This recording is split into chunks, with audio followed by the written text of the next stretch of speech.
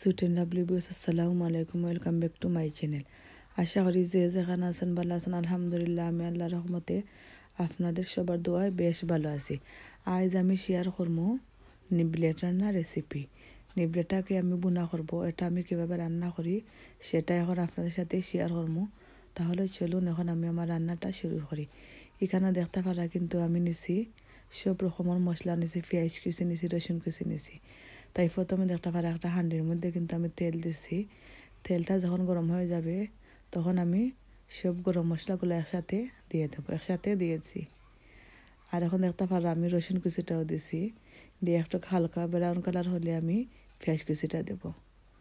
নিবলেটটা কিন্তু রান্না করলে খেতে অনেক মজা লাগে, তাই আজ আমি এটাকে বুনা করছি, আপনার সাথেও শেয়ার করলাম। এখন দেখতে পারা আমি 3-4টা পেঁয়াজের কুচি করে নিছি। এখন আমি পেঁয়াজগুলিও দিছি, দিয়ে এখন আমি আমার স্বাদ মতো লবণ দিব। এখন দেখতে পারা আমি লবণ দিলাম। লবণ দিলে কিন্তু পেঁয়াজটা খুব তাড়াতাড়ি কিন্তু নরম হয়ে যায়, তাই আমি লবণ দিয়ে এটাকে 5 মিনিটের মতো ঢাকনা দিয়ে ঢেকে দেবো, যাতে পেঁয়াজটা আমার নরম হয়ে যায়। এখানে আমি দিলাম কিন্তু একটা আদা পেস্ট দিলাম, দিয়ে আমি এখন নাড়াচাড়া করলাম। আমি আমার লবণটাও দিলাম। আসলে এখন কোনো রমজানের মাসটাই ভিডিও করতে ভালো লাগে না, কারণ সময়ও মিলে না যে ভিডিও করবো আর আপলোড করবো। তাই এই ভিডিওটা আমার রমজানের আগের করা, তাই এই ভিডিওটা আজ আমি আপনার সাথে শেয়ার করলাম। কারণ অনেকের কাছে ভালো লাগতে পারে, কারণ অনেকে হয়তো নিবলেট রান্না করে খায় না, ফ্রাই করে খায়, কিন্তু মাঝে মধ্যে নিবলেটে রান্না করে খেয়ে দেখবেন কিন্তু আসলে খেতে অনেক মজা।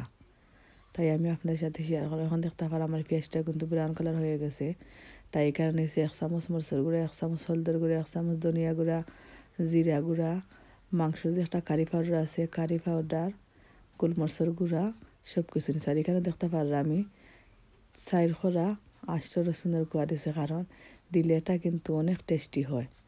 আর এটার মধ্যে কিন্তু আমি দেখতে পারা মশলাটা কিন্তু আমার ভালোভাবে কষিয়ে নিয়েছি। এখন আমি 5-6টা টমেটো ছোটো সাইজের দিলাম, কারণ টমেটো দিলে কিন্তু চিকেনের যে একটা মশলাটা কিন্তু খেতে অনেক ভালো লাগে, কারণ বাচ্চারা ভালো পায়। এর জন্য কিন্তু আমি মাঝে মধ্যে মাংসের মধ্যে আমি টমেটো দিই, কারণ আমার কাছে কিন্তু অনেক ভালো লাগে। যার কাছে ভালো লাগে না তারা অবশ্যই না দিলে হবে। এখন দেখতে পারা চিকেনের নিবলেটগুলো কিন্তু আমি ভালো করে পরিষ্কার করে দিয়ে নিয়েছি। কিন্তু আমি 3 কেজির মতো নিবলেট নিয়েছি। এখন দেখতে পারা আমি কিন্তু এটারে এখন দিয়েছি, দিয়ে আমি ভালোভাবে নাড়াচাড়া করে মিক্স করে মশলার সাথে নিলাম। আসলে নিবলেট কিন্তু অনেক ভালো লাগে, ফ্রাই করে খেতেও যেমন ভালো লাগে, রান্না করলে খেতেও কিন্তু আরও বেশি ভালো লাগে, কারণ বাচ্চারাও ভালো পায় খেতে। তাই এটাকে আমি বুনা করছি আর আপনার সাথে শেয়ার করলাম। এখন দেখতে পারা আমি ঢাকনা দিয়ে রেখে দেওয়ার 5 মিনিট পরে কিন্তু এটাকে আবার নাড়াচাড়া করে নেব, কারণ এটার মধ্যে কোনো পানি দেওয়া লাগতে নাই। এটাকে লো হিটে রেখে এভাবে রান্না করলে অনেক পানি বের হয়, কারণ আমি কোনো সময় নরম চিকেন, হাড় চিকেনের মধ্যে আমি পানি দিই না, কারণ পানি দিলে আমার কাছে ভালো লাগে না। আমি যে কোনো মাংস রান্না করলে কিন্তু পানি দিই না, কারণ মাংস থেকে যে পানি আসে এই পানি দিয়ে মাংসটাকে আমি সিদ্ধ করি, কারণ এভাবে সিদ্ধ করলে কিন্তু রান্না করলে খেতে অনেক ভালো লাগে। এখন দেখতে পারা কালারটা কিন্তু আমার অনেক সুন্দর হয়ে এসেছে, মাশাআল্লাহ। কারণ দেখতে যেমন সুন্দর, খেতেও কিন্তু অনেক টেস্টি হয়েছে। এটাকে আমি আবার 10 মিনিটের মতো ঢাকনা দিয়ে রেখে দিয়েছি। দেখতে পারা 10 মিনিট পরে কিন্তু আমি আবার চলে এসেছি।